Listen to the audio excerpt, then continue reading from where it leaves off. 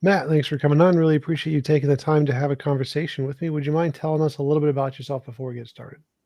Sure. First off, thank you very much for having me. I really appreciate the invitation, and I'm always happy to talk about Asatru. My name's Matthew Flavel. I was born and raised in Anchorage, Alaska. I am the Alsherrier Gothi of the Asatru Folk Assembly, and that's a fancy word that basically means the high priest of the Asatru Folk Assembly. Been following Asatru for 20 years this year, and I've been leading the AFA for 6. Okay. Could you tell me more about Asatru? What is it? Okay, sure. All right. Well, Asatru is an ethnic religion of European peoples, and it's basically the paganism that existed amongst European people before the conversion to Christianity. We believe in the Aesir. As a matter of fact, the word Asatru is an Old Norse word that means loyalty to the Aesir. Often people are confused and think it means belief in, but it doesn't just mean believing in them, but being loyal to them. So gods that your audience would be familiar with: Odin, Thor, Freya, those gods. We also, within Asatru, practice ancestor veneration and the veneration of heroes.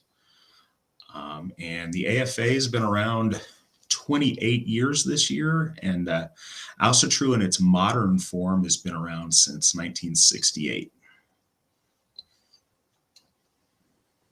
Okay. And could you tell me is there any evidence of why people should believe in these kinds of gods as opposed to the other ones that you don't believe in? I think evidence is a tricky word. There's certainly reasons why I think it's advantageous for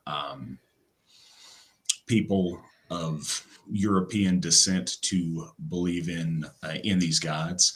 And I think, like I said earlier, it's not so much just a belief in them, but it's a loyalty to, and it's a building a relationship with them.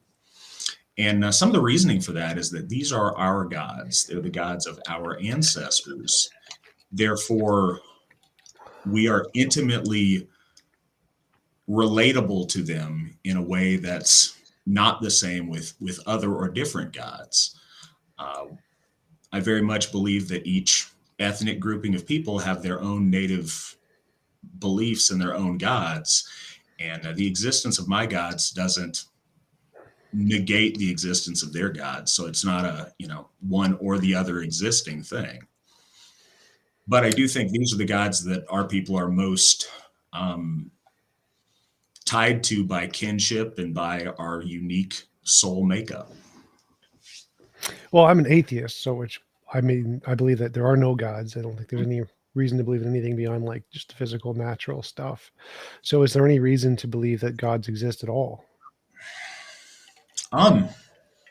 Yeah, but the quantification of it's really different. It's one of those things that's experiential. Trying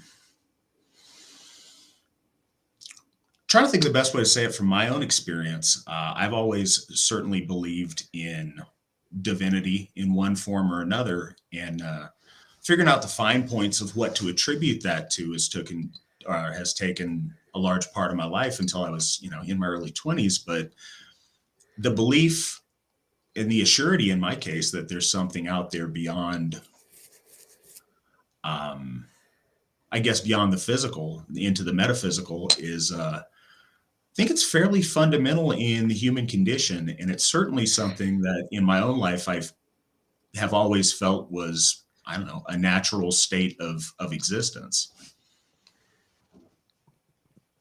Well, I think there's lots of natural states of existence for humans, lots of biases, fallacies, illusions, delusions, lots of things that are inbuilt in human psychology that aren't true. So why would this example being inbuilt in human psychology make it reasonable to believe it's true as opposed to one of the false ones?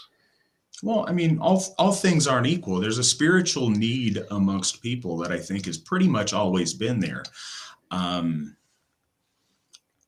I'm sure there are certainly outliers and situations where that's not the case, but by and large, all sentient creatures on the planet, as far as by the broad stroke of society go, have had religiosity in one form or another, or belief, at the most basic level in their ancestors looking on from an afterlife. And it's one of those things that's kind of fundamental to the human condition. It's like the saying, "There's no atheists in foxholes." When people find themselves in moments of, when everything gets stripped away intellectually, there's a tendency for people to reach out beyond the physical towards something else or towards something more. Yes, I mean, the no atheists in foxholes thing has been researched, and there are actually many atheists in foxholes. But my question is more: does the fact that we have this desire mean it's true versus having a desire for $1 billion in my bank account? I mean, most people have a desire for money in their bank account, but it's not there. And so, why would this desire indicate that there is something there as opposed to it just being a desire? Well, it's more than just a desire, it's a need. Me needing food doesn't make food appear, but me needing food makes me search after that food until that need's satisfied. Um, and I have to assume, this isn't my state, so I don't know, but I have to assume that atheists fill that need in a different way or with different conclusions than I would reach. So it doesn't mean that gods exist, but it does mean that it's a question that needs to be resolved in some way. And asking that question and looking for those answers have led me to the surety that our gods do exist. Sure, I definitely agree that it's a question, a drive that humans have to try to search for the answer. But my question is more: what evidence would lead you to the answer that they exist? And why would you believe that simply having the drive do you count that as evidence for the answer yes? Built on the backs of the eons of human history, I think it would propel us towards the answer yes. I don't think that it may. Evidence is a hard word because the standards of evidence are different than the standards that make us believe something to be true or false. Evidence is, in my understanding of evidence, makes it completely rock solid, and I just don't think the metaphysical works that way. What could you explain what you mean by evidence? Because I think evidence is anything that increases the likelihood a proposition is true Okay. by like 1% is still evidence.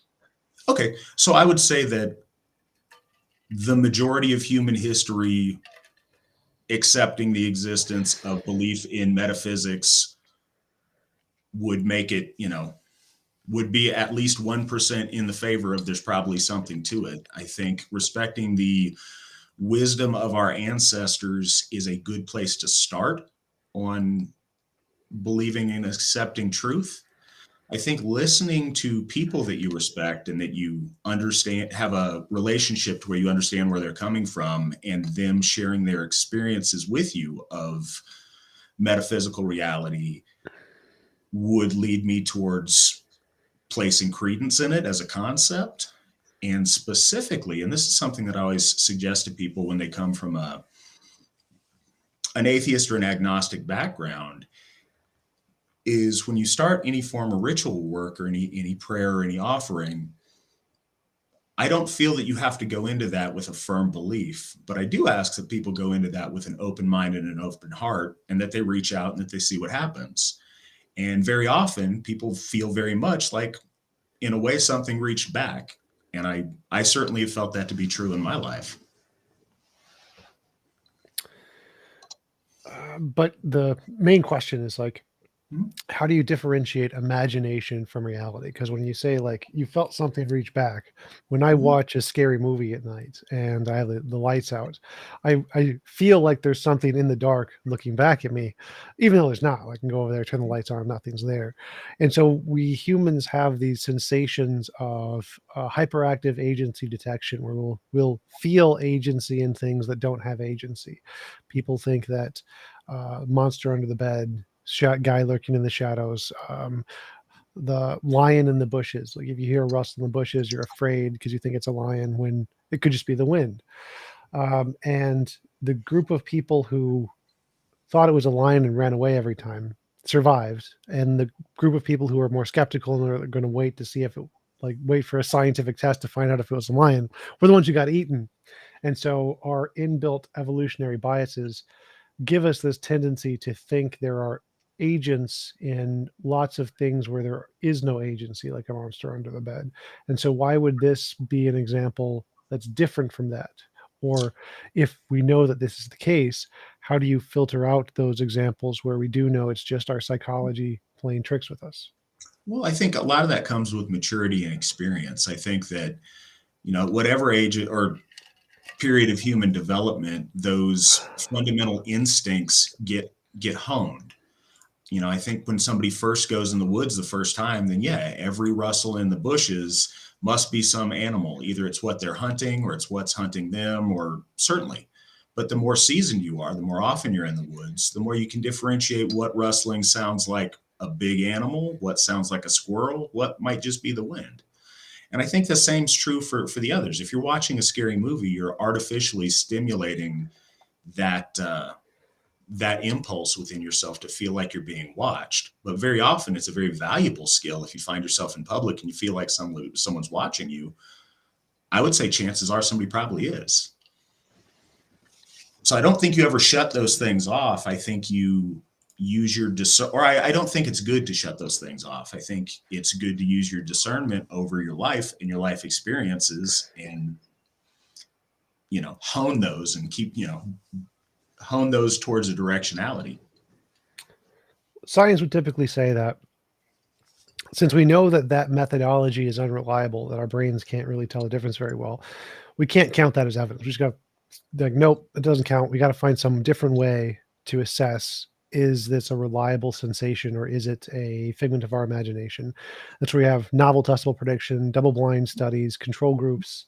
These things have over time been able to filter out which things are just human imagination and which things are correspondent to reality. And so from my perspective, I would require something more along those lines rather than feelings that we have, because I don't know of a reliable way to hone those feelings in contexts that have ever worked or ever been able to correspond to those higher level tests that science does. Because when people say that they can hone their psychological skills in such a way to detect astrology, homeopathy, dowsing, et cetera, it always fails. We test it against science, double-blind control studies, it always fails. And so I've never seen cases where simply being able to hone psychological skills has given anybody any access to the fundamental nature of reality beyond chance, essentially. And so I would go ahead. Oh no, what I was going to say with that is, but we do every day on things that we trust that we don't require evidence for.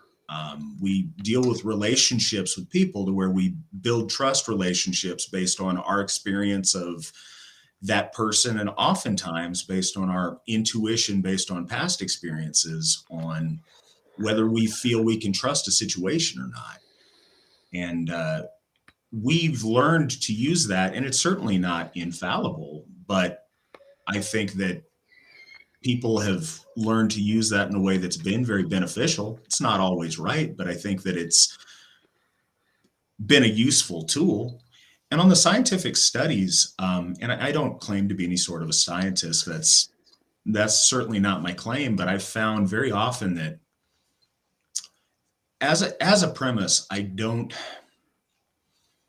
believe you can't out-science truth. Truth exists, and science is an attempt to understand or to express truth. But things are true whether we're currently able to scientifically quantify or explain them or not. True things are true objectively, I think. And so I think that by whatever tool you use to come to them, the important part is that you're accurate, not that you can, show your work, as you'd say in math class. I'm not sure I understand that. You can't out science truth. I think that's an interesting catchphrase. But it's like knowledge is a justified true belief. It's how it's defined in philosophy.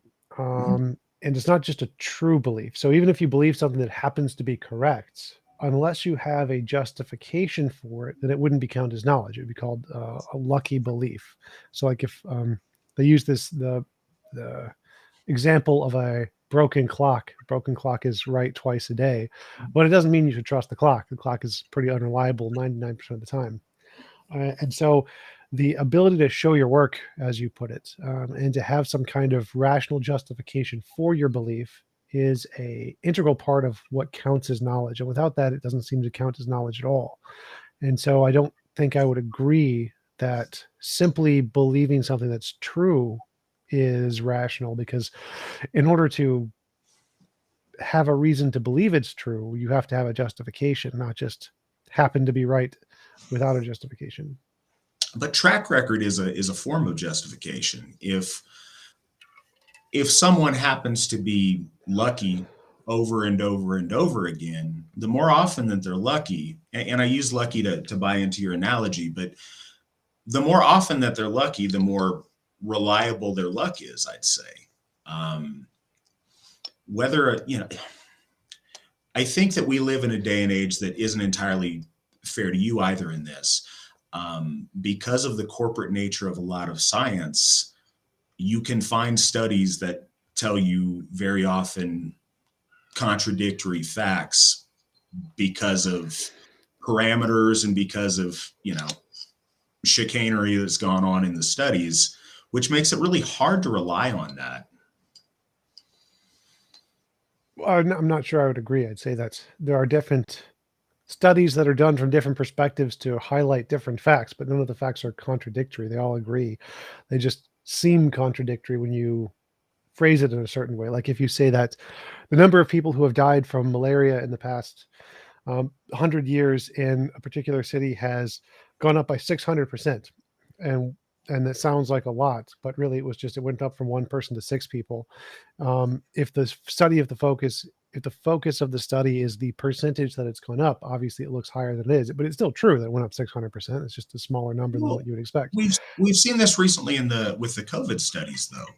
Depending on if they were, as the recording data, number of deaths from COVID record, depending on where you're at, people who died with COVID, people who died of complications that may have included COVID, and people who, legitimately died of the disease.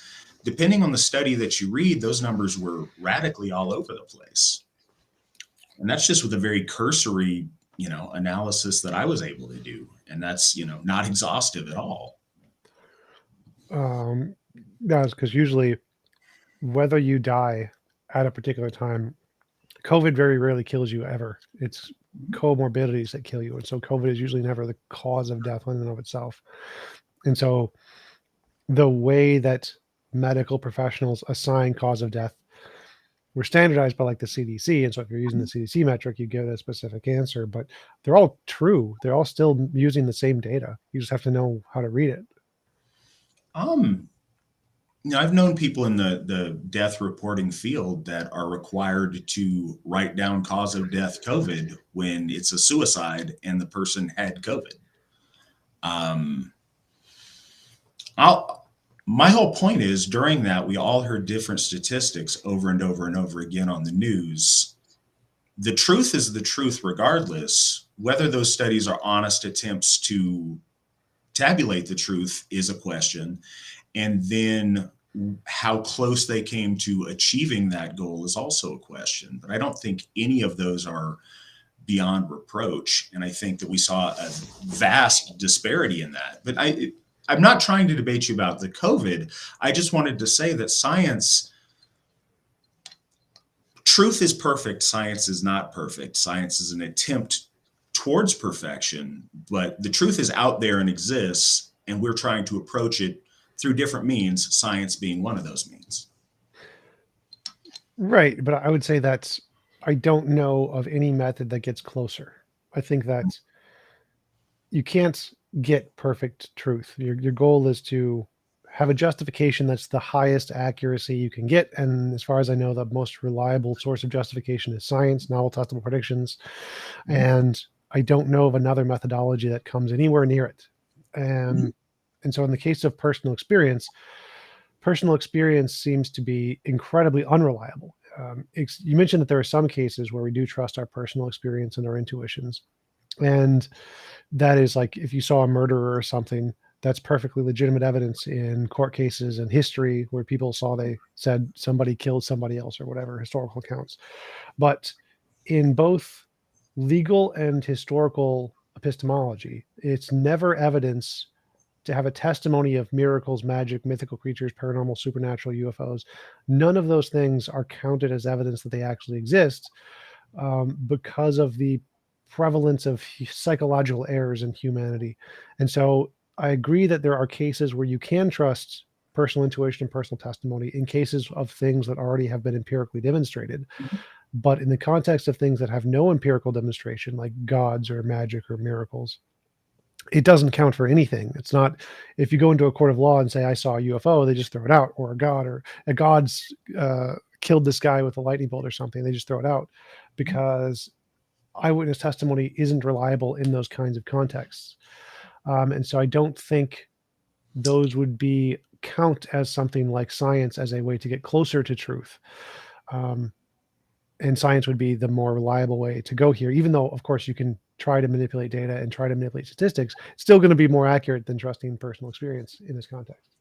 I could see why you feel that way. And I think some of this is why I initially had the reluctance to use the term evidence, because there does tend to be a courtroom standard that's applied.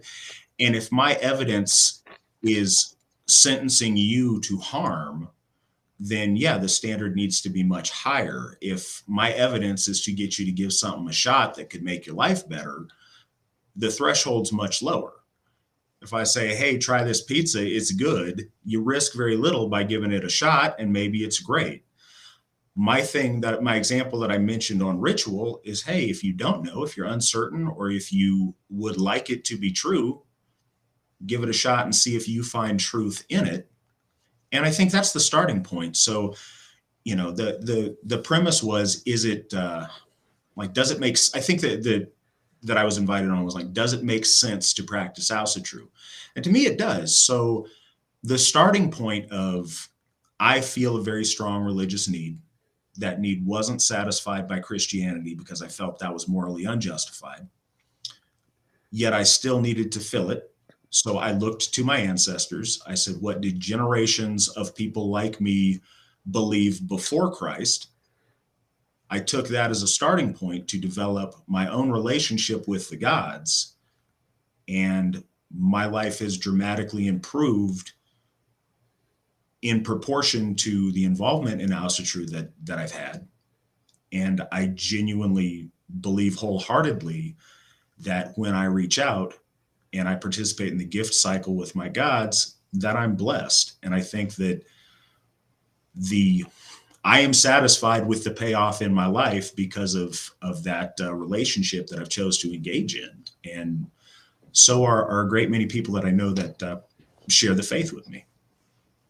Well, sure. I wouldn't say it's like unjustified to practice any particular belief system. I think if it makes you happy, go for it. But I'd be more interested to know, like, is it true is my question. And I would want to know, what is the method to differentiate imagination from reality? And you mentioned that there's different standards of evidence. And I would agree, like for a hypothesis, you can use whatever you want. You can just shake a magic 8-ball, you can come up with a hypothesis, perfectly rational. But how do you show, does that hypothesis correspond to reality? And that standard of evidence, does it correspond to reality, is the higher standard, the like legal standard, science standard, whatever. I don't think you can say something. Not the standard for engaging in an action, the standard for imposing that action on someone else might be that higher standard. But I think we do things at a much lower threshold a lot. There's a saying that I think is applicable to not let perfect be the enemy of good. I think when we grapple, which theologians and philosophers have always done with the bigger picture and the greater meanings in life. Just because we can't arrive at perfection doesn't mean we can't arrive at some good things that take us closer than we currently are and improve our lives. Sure, but things can improve our lives without being true. And so the fact that something would improve our lives wouldn't indicate something's true. It might imply that something is true. How? Because that, to me, that sounds like in philosophy, appeal to consequence fallacy. The fact that something's good or has a good outcome, therefore it's true, doesn't really follow. Like things can have a good outcome without being true all the time. They can, but just because it's a philosophic rule of debate doesn't mean that it's ironclad. Many of those fallacies, they're a fallacy in the sense that they are not absolute, but it doesn't mean they're not good indicators. Appeal to authority. An authority of something telling you something when you know less about it is a pretty good place to start, that something, there may be something to it. I think that's how most humans start, certainly as children and young adults, is trusting people who've been there before and who've, testified to it's worked well for them. The benefits that I've received in my life because of my relationship with my gods, I'm certain that you could propose many alternate explanations for those things. Yet I have engaged in the gift cycle and I have benefited while doing that. It implies to me that the two are related. I see the commonality when others who share my faith have engaged in a similar situation. My life is full of meaning that it did not have before. I am a better person than I was before. I am benefited in a great many ways, and it correlates pretty directly with my involvement and my interaction with my gods. One of the things that we see as the gods acting in the world is synchronicity. When synchronicity occurs disproportionately, or when you notice auspicious things continuing to occur at auspicious moments,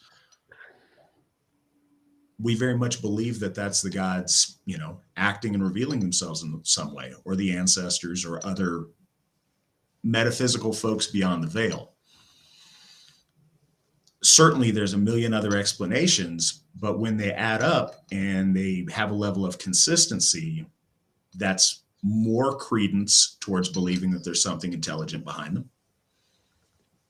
Well, that's something I would have issue with, because from my understanding, appeal to consequence fallacy, coincidences, those things are things that humans look at and try to find meaning in all the time. Like if you look at a clock and it says 3:33 p.m. or whatever, you're like, oh, it's a pattern. You see this, there's 333. This is special.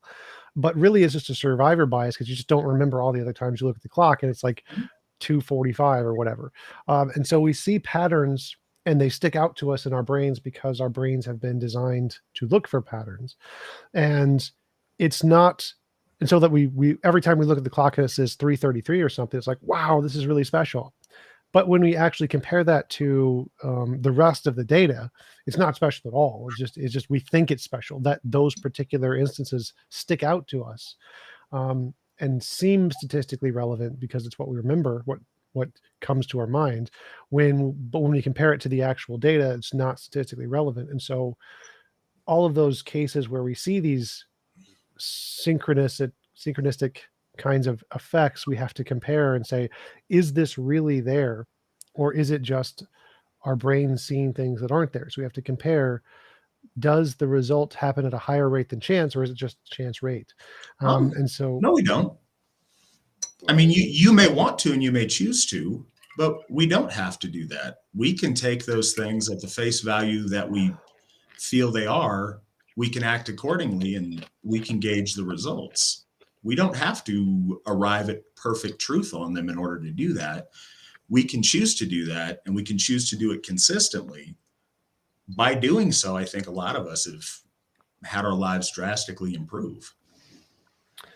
Well, sure, I would agree with that. I mean, I'd say the same thing about Christians or Hindus or Muslims or any particular religion. They believe in their religious faith. They believe that they're getting signs from their particular gods and or deities or whatever thing they believe in, and that gives them sensations of hope and meaning and purpose and guidance that they then use to gain an emotional benefit from.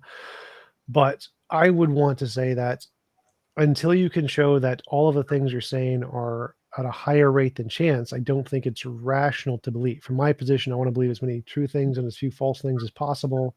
And if we can take the data that you're presenting and compare it to whatever scientific methods we have and show that, nope, it's just the exact same rate as chance, even if it had a benefit in your life, I'd still think that would essentially prove it to be false because it was just the same as chance. And so I don't see the connection between the statistical data and the benefit. Both of those things seem to be a dubious basis for belief from my perspective, because I want to believe as many true things and as few false things as possible. Well, I suppose some of that's just a question of, I don't know, hierarchy of values or what you're shooting for. I mean, certainly I think we would all say that we want to believe true things and not believe false things. But as far as the hierarchies of values in people's lives, many of us would say that, you know, one of the highest values is to have a meaningful life and to be successful in your life, to be fulfilled with your family, with your position in your community, with your relationship to the world around you. A lot of those things, I think, come before, I'd say, a courtroom standard of evidentiary truth for a lot of people. You may not be one of those people, but I do think that's true for a lot of us. Would you say that simply because people put it before, if we can demonstrate that it happens at the same rate of chance, that it's rational to place it before? So like I can put my faith in a lottery ticket or whatever, and I could potentially win. But does that mean that I was rational to buy a lottery ticket? I would say no. It's the probability you're going to win is very, very low.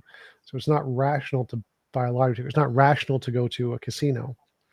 And the fact that many people gain meaning and purpose and value and money from doing this doesn't mean it's necessarily a good thing. So like say somebody's had the religion of the Vegas casino and they said, I adopted this lucky rabbit's foot and I take the lucky rabbit's foot into a casino every time I see the stars align or whatever, and I win occasionally about $1,000. And he says that this has benefited his life quite greatly. He's gotten money, he's become happiness, he's become more fulfilled. And as a scientist, I'm going like, well, that's nice. I'm happy for you. But if we compare your success rate to the success rate of everyone in general, the ability for you to make a success in this particular instance isn't a thing that's outside of the realm of chance. Some people are going to win. In fact, casinos have to pay out in a slot machine has to pay out 80 cents on a dollar to back to people. And so we know that some people are going to win. Does that mean that your lucky rabbit's foot has some correspondence to reality that it's actually telling us about luck? Well, no. If it was doing that, then you'd see some kind of disproportionate amount of success rate, not an exactly proportional success rate to the statistical data. And so if I'm trying to compare which model is a better description of reality, I think the scientific one is a better description of reality in this context. And if I want to believe what's true, I should probably believe the science one, the science interpretation, rather than the lucky rabbit's foot interpretation. And I don't see the difference between that example and your faith and other faiths in this context. Well, you know, I think that raises some interesting points. You're proposing a data set that's infallible and includes every other person that goes into a casino under the same circumstances. But the only variable being the rabbit's foot. What if the gentleman who had the rabbit's foot is consistently unlucky in his own life, and his life has been a series of failures. At the moment he gets the rabbit's foot, things start looking up and he starts winning. He goes to the casino, he wins more often than he loses, gets his life together, is successful, and is happy. I would say there's something that has to do with his rabbit's foot, and so would he. And his inability to demonstrate it to you would not make it any less true or any less reasonable for him to believe. Why not? Because from my perspective, it would be like, if the guy believes that it has an effect and he's had this change in his life, he's unlucky his whole life, gets the rabbit's foot and he wins occasionally, but then we test it against the data and show that it's not statistically different from any of the other cases where casino payouts are registered. That seems like a very good reason for him to doubt in his rabbit's foot, rather than continue with the belief that it's actually a rabbit's foot, or he would like give the rabbit's foot out to other people. So do these people win at this rate? Or test different casinos at different times, do a controlled study where he has the rabbit foot, goes in 10 times, goes in without the rabbit's foot, and they measure the exact amount of money he gambles and the amount of money he wins. And we do this 100 times in a row. But why would he do that? He's winning and he's happy. Why on earth would he do that? To verify his belief that it corresponds to reality. So I would say that if he did that, that would prove one way or the other if his belief was true or if it was just chance. And and I would want to know that. I would want to be like, is this some fact about reality that I'm talking about or that I'm experiencing? Or is it just a psychological phenomenon in my human brain? And that would be important, I think, for most people. Well, I don't know if it would for most people. I think that, certainly it would for you. And I think as a person who's a self-described atheist, I think that, those folks it probably would be very important for, because that is a self-identifier that you guys have chosen to label yourself with. I think for people of faith, not as much. And I don't think it's due to, gullibility or anything else. I think the efficacy of the situation in their life that they found to be working works. And by continuing to act as though it doesn't, there's a certain amount of impiety in that might negate its continuing to work. And I mean, we're talking about a rabbit's foot here to put it in a, more mundane context. But if you have a genuine faith relationship in your God and it is benefiting you in ways that you are truly appreciative of, if you are constantly trying to disprove it through, whatever double-blind testing or whatever you choose to do, I think in and of itself, that would negate that trust relationship and damage the efficacy of your relationship. I've seen a lot of people that, again, make perfect the enemy of good and spend their entire life testing to try to get 100% ironclad proof of a belief or a value system. And I've seen them waste their entire adult life. My uncle's like that. My uncle died at 50. And he was one of those guys that, in the 70s, he really prided himself on always searching and, questing after truth or whatever, but his life never improved because of it. He never got any closer to it. He just was able to his satisfaction, disprove a whole lot of things. And he died alone and unhappy and unfulfilled. There's a lot of people of faith that when they feel they're in a beneficial faith relationship and they believe wholeheartedly in what they're doing, they don't forever try to test that, because that's not something we typically do in relationships. And therefore they're happy and fulfilled and have, very beneficial lives. Sure, I would agree that we don't do that in relationships, because we have examples like if you love your wife or something, that's something that's like in a courtroom, something very mundane. We have that. We saw somebody saw that guy murder that guy, or saw a dog yesterday going across the street or something. But if someone said they had a relationship with an alien, or some kind of being from another universe or something, that would be very different than saying you had a relationship with another human being from Albuquerque or something. And so there's that statement that many scientists, philosophers have used: you should proportion your beliefs to the evidence, or something along those lines. And so if or extraordinary claims require extraordinary evidence would be another good one. So if you have a claim of a relationship with a being that is beyond humanity, and we have no scientific evidence of any such being, then I think that the standard of evidence of you should look for to justify that belief would be higher than one of a claim that you have a relationship with your wife or whatever. And I think that the correct epistemology is the kind that tries to destroy all beliefs. I like that analogy you used, that we should try to prove it wrong as much as possible, because we have this inbuilt bias to want to believe things that make us happy. And the way to overcome that bias is to try to destroy all the things that make us happy, scientifically at least, not literally. And if we can't do it, then that's a very good justification to believe it's true. That's why the scientific method works. And I think that more people have been made happy because of that method than any other method. Like this method of trying to destroy false beliefs is how we got the penicillin and vaccines, atomic energy, nuclear energy, wind power, solar, light discoveries, like all of these things where somebody said, that guy's wrong. I think that theory is wrong. I'm going to try to disprove it. And that's the entire history of science, which seems to have made more people happier than literally everything else combined ever, as far as I can tell.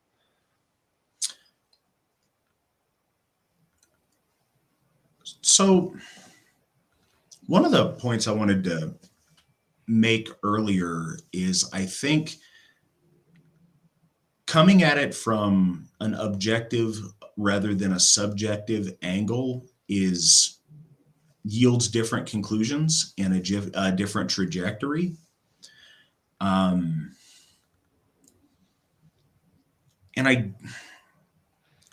I believe religion is fundamentally about relationship building. Certainly Asatru is. And we don't apply those scientific, well, okay.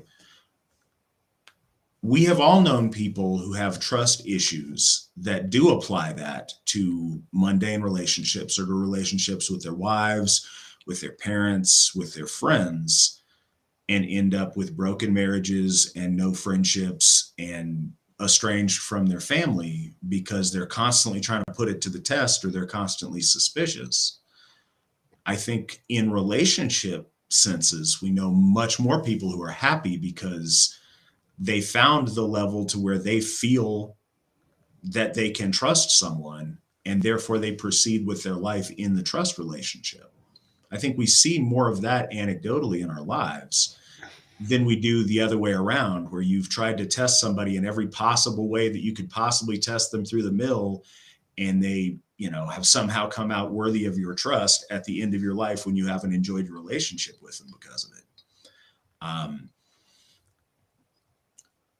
We're working under a different premise as well. You're assuming that the person in question that's pursuing faith doesn't believe it, therefore needs to believe it. If you start from a position that you are satisfied with the proof that you're given, you're satisfied with your personal revelation or your personal religious experience that you are getting what you've asked for,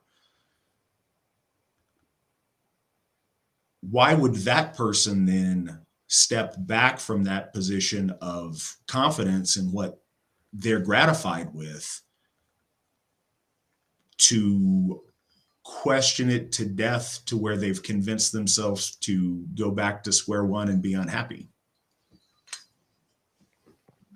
I'd say that's what honest investigation entails. It's like, I believe something that makes me happy.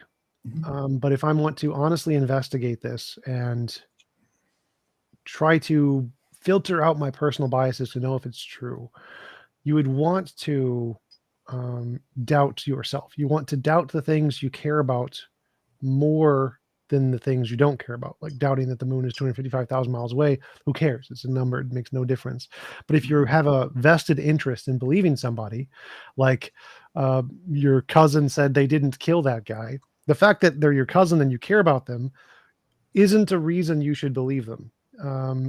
We know that people who have family relationships, familial relationships, are bad judges of character when it comes to, did that person commit that crime? Like, no, my son would never do that. He's such a good person, the grandmother says. And so we know that that bias inbuilt within us is not a reliable way to understand reality, even if it makes you happy. It makes you happy to believe that your son didn't kill that guy, and that he would never do such a thing.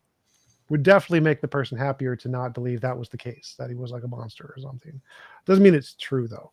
And so to me, I think honest investigation, if you're really invested in trying to know the truth, you would want to do that, from my perspective.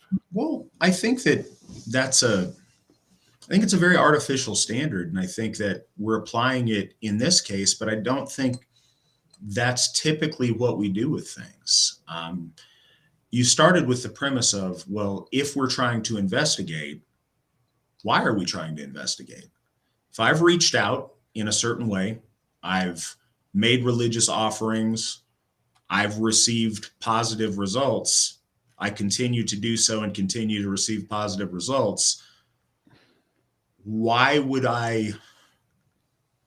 it would be fundamentally impious to distrust that without some breach of trust from the other side, to try to disprove it rather than to take it at face value. If someone gives you a gift, you don't forensically analyze it. That's not the typical response. You say thank you and you enjoy your gift. I mean, and dealing with divinity or not divinity is its own very unique situation. So I mean, when we make analogy, the best we can do is compare it to other things that we think have similar points. So I admit that, but I'm comparing it to relationships because I do believe it's a relationship thing and not a science thing. It may be both in some degrees, but I approach religiosity through relationship much more than I do through empiricism.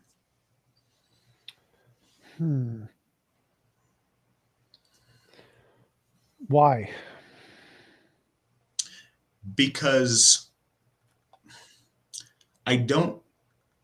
certainly there is a better word for this, but for lack of a better term, because I think my gods are persons, like your producer approached me politely and asked me to be on your program.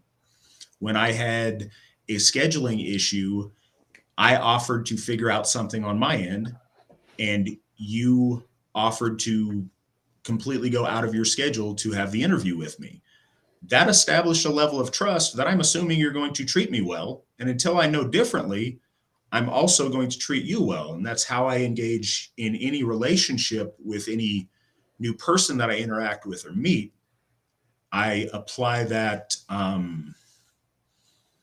I guess, with a bigger frequency or on a higher level, I suppose, with a divinity. But fundamentally, that's the position that I work from, because I feel that's the right thing to do when I interact with another person. So certainly it's the right thing to do to interact with my gods.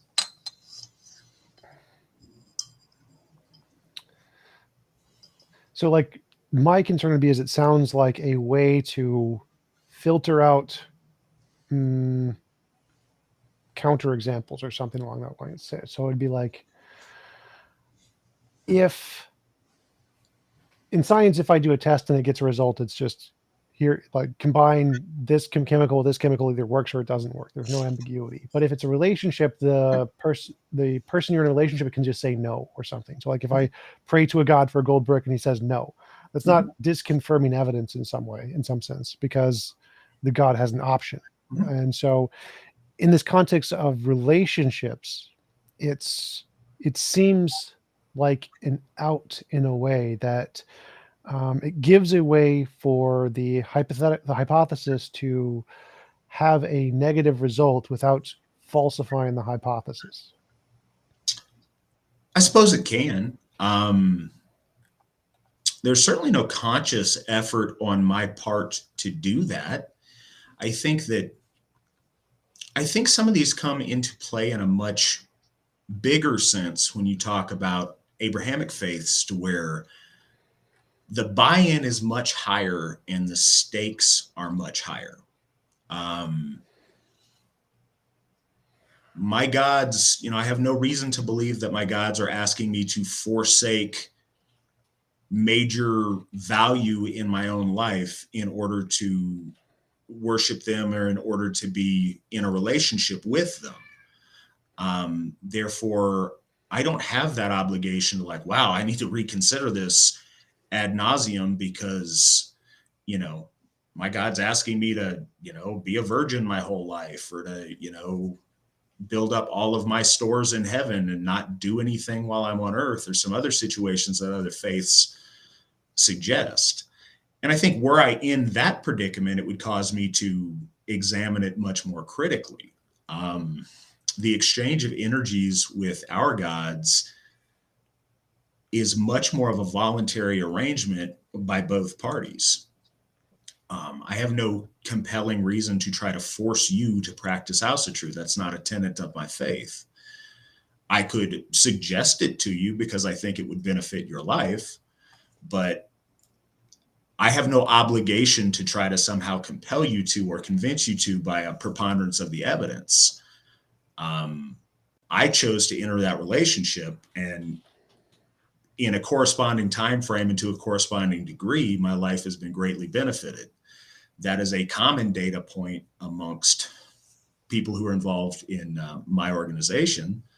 So that lends us to feel that we're doing something right and we're getting it right to some degree. I also don't presume to know the be all and the end all of the divine or to hold them to my standards of understanding, but I very much am satisfied with the level that they have interacted in my life and revealed themselves to me, to where I don't have a question, so I wouldn't question or further investigate that, because I feel that'd be impious. Gotcha. We have a few questions from the audience, if you don't mind. Of course. Martin asks, does Matt think that unbelievers are by default searching for belief in a god or gods? I think that by default they are compelled to. I think they could very well have ended that search in concluding that they don't believe in one. But I do think that's a fundamental inborn curiosity that they have. Gotcha. Tim asks, what is the cost of apostasy?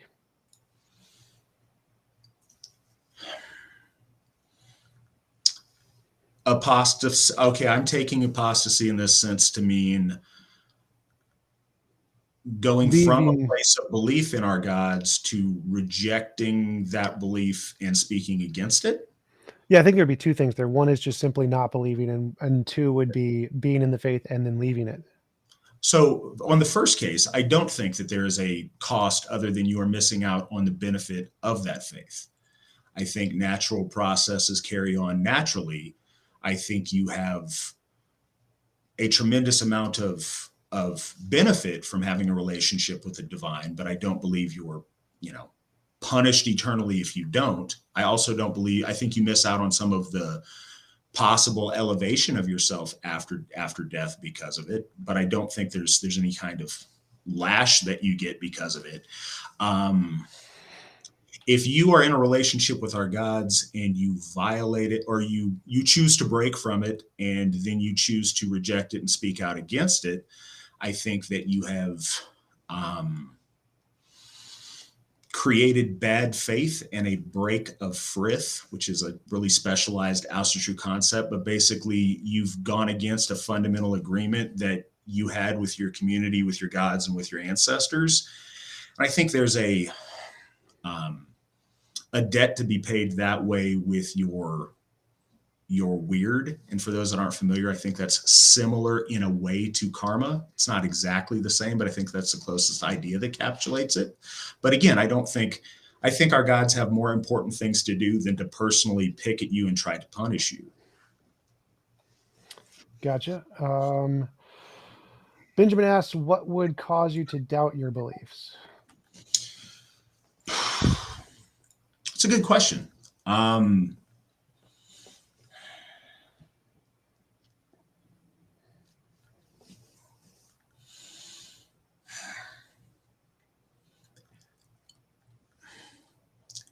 It's hard to answer, and it's not because I'm closed off to the concept. I think it's important to reevaluate why you believe things perpetually. I think you learn things either way that way.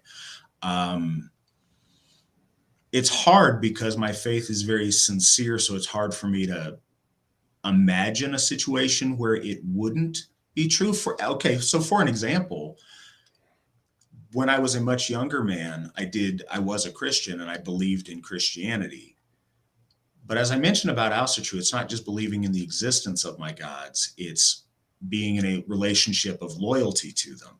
Well, with Christianity, it's not that I rejected a belief in a deity that ancient Jewish people worshiped and named Jehovah or some variant. It was because fundamentally I felt the God of the Bible was, for lack of a better term, a bad person. And if that were the case, regardless, I did not want to be associated with that person that I felt was morally inappropriate. So if fundamentally I learned of my gods that all of the things that I felt were true about their character were somehow fundamentally untrue or different, then I think that would change the nature of our relationship. I don't think it would cause me not to believe they exist, but it would change the relationship that we're in terms of loyalty. Do you not think that the Norse gods, for example, are bad just like the Christian God is in some sense? Because they do equally as bad things sometimes. No, I don't think they do equally as bad things. And the other thing is,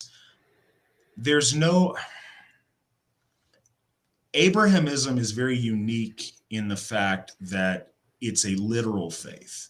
And within its own tenets, it says that everything written in the Bible is divinely inspired and useful for a variety of purposes, and it's all the word of God, or that the Quran is the word of Allah, or whatever that case may be. No, our lore is a collection of stories that teach us truth through poetic descriptions of things.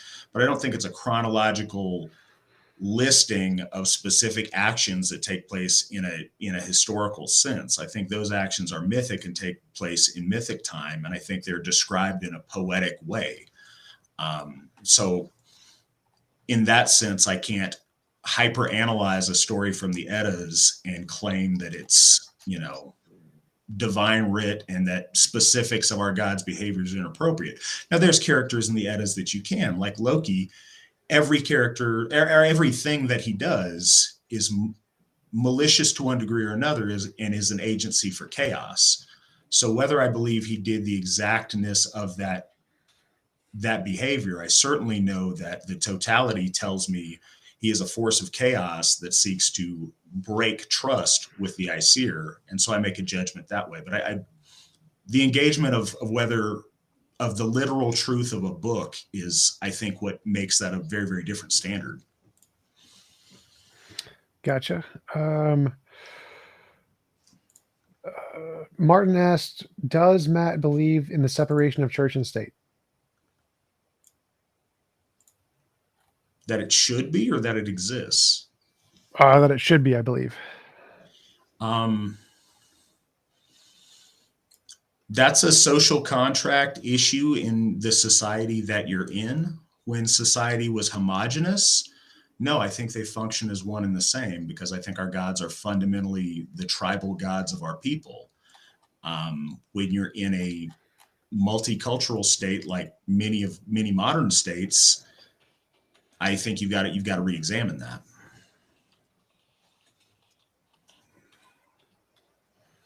That's a no? You think there should not be separation between church and state? No, it's a condition. It's a depends on the condition, the homogeneity or not homogeneity of the people who find themselves in that state.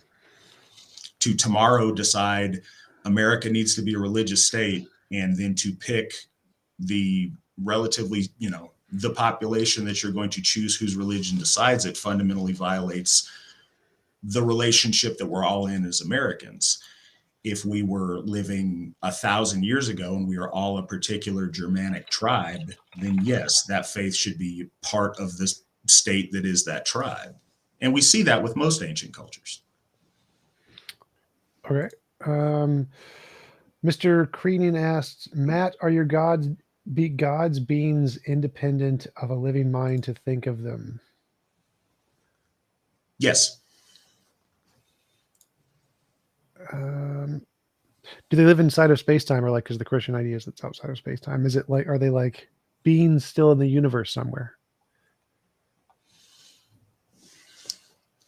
Again, I premised earlier, I'm not a scientist, so I don't want to misspeak, but I believe our gods exist.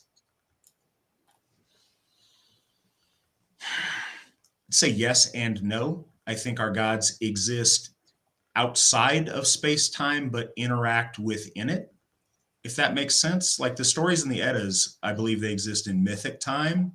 I think that they are going to happen, happening, and have happened simultaneously. I realize it's an odd concept, but I think that's the case with mythic time. But I do think they interact in our world, certainly in the ways they interact with their followers. Gotcha. Blaster Master asks, I like to set a positive model of behavior for others. Do you think using your method could allow someone to arrive at harmful beliefs?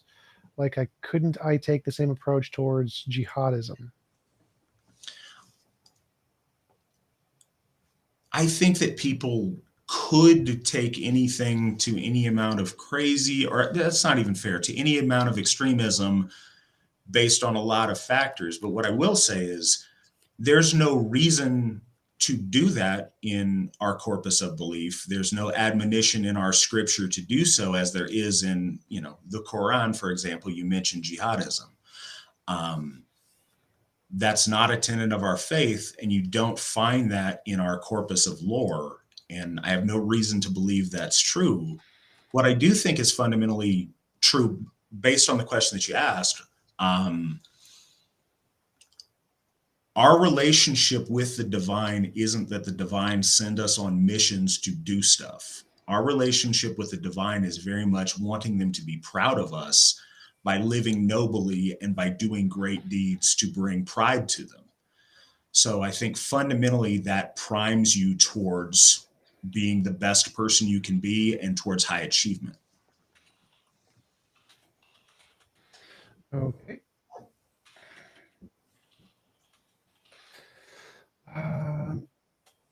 No Name asks, what else in your life causes you to have a lower epistemic bar like you do for the gods?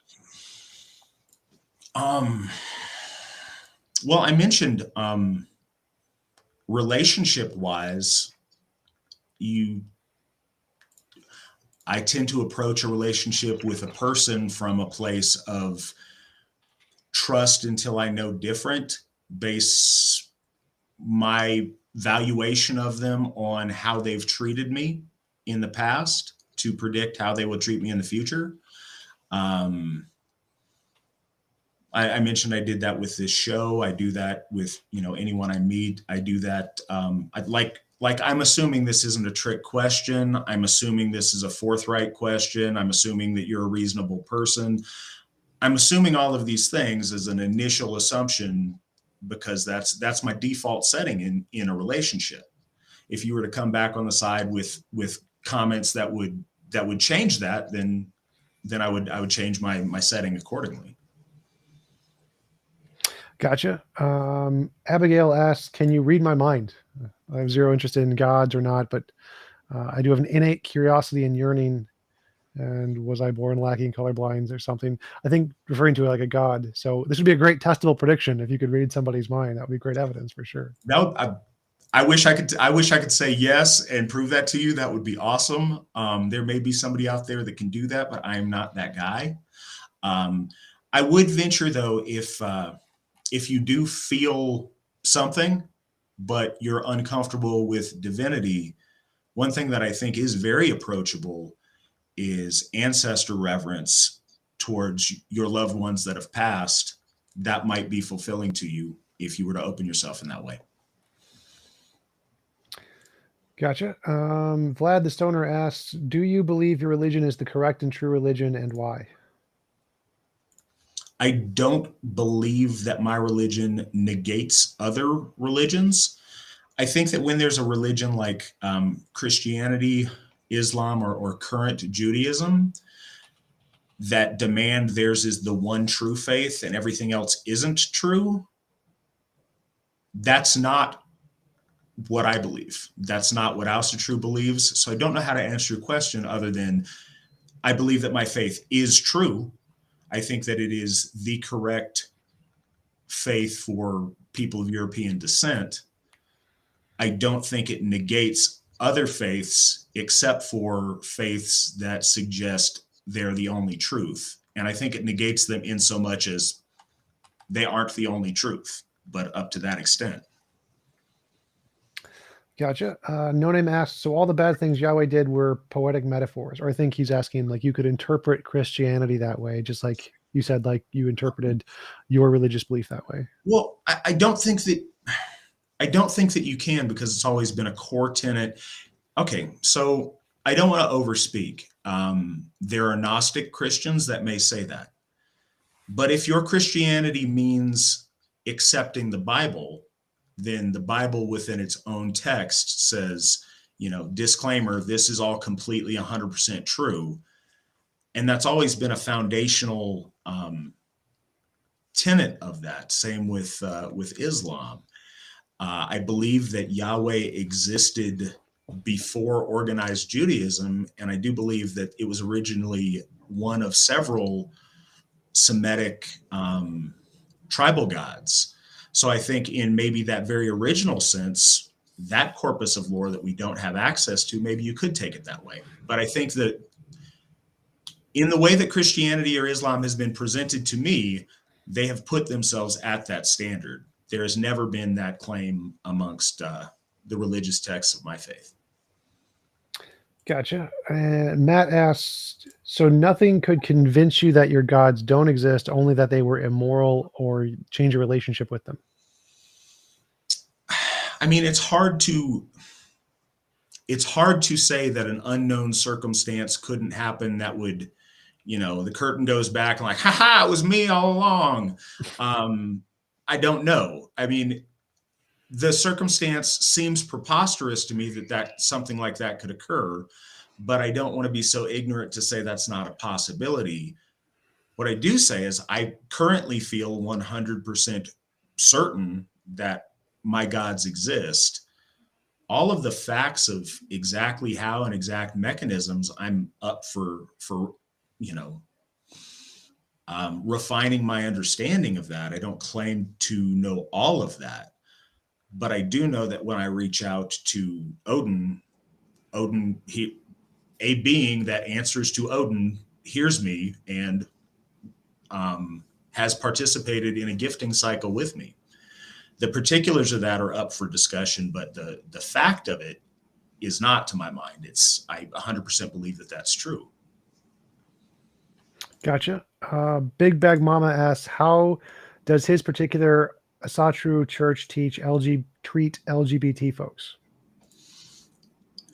I think our default stance is to treat anyone kindly, but we do believe that LGBT and the other things along with that as regards sexuality and gender identity are tragic mental illness, and we wish those people would get back to good health. All right. And I think that was it for the questions. Right. We've been going for a little over an hour. It was a great conversation. Thanks for having me on. Really appreciate it. And do you want to give any links or references where people can find more about your work? Sure, absolutely. Look up Asatru Folk Assembly here on YouTube if you want to check out our channel and see what we're up to. Also, our website is runestone.org.